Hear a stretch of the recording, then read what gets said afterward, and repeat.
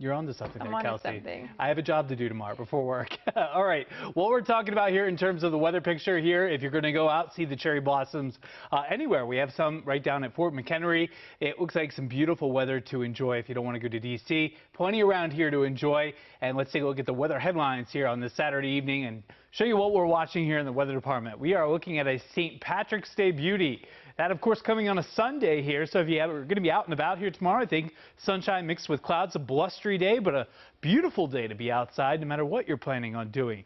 We're riding that roller coaster with the temperatures here. We take a big dip Monday and Tuesday. We'll recover on Wednesday, another dip Thursday and Friday, and then we should start to ease out of the chill here by the end of the month. Next rain chance will be Friday into Saturday. We'll see how much rain we get out of the system. Still some questions with our computer models, but that would be our next opportunity for some measurable rain. We made it to 64 today after a morning low of 41, so we were above average across the board, but nowhere near the record high of 85.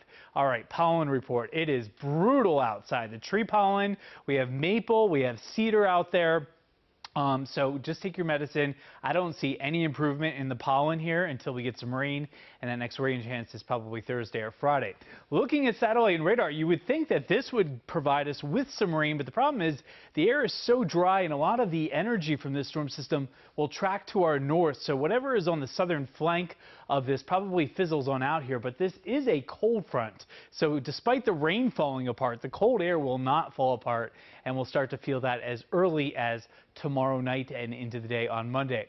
Right now, just gorgeous weather across the state. This is exactly what you think of when you think spring, even though we're still in winter. Mid-60s Baltimore, mid-60s Westminster, low 60s out in Hagerstown. Evening planner looks like this. We're comfortable throughout the evening hours, mostly clear sky.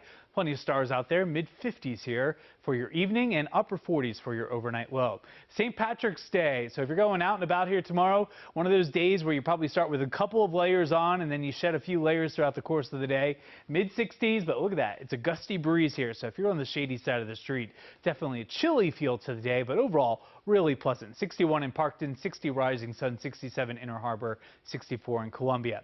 Your forecast for the next few days, look at that, 49. That's the high temperature on Tuesday. Wind chills in the 30s. What's happening here? This big bowl of cold air comes through the eastern United States. Now remember, it's later in the season now, so we're not talking about teens or 20s, but highs in the upper 40s here for the first day of spring. Spring officially arrives during the 11 o'clock hour Tuesday evening.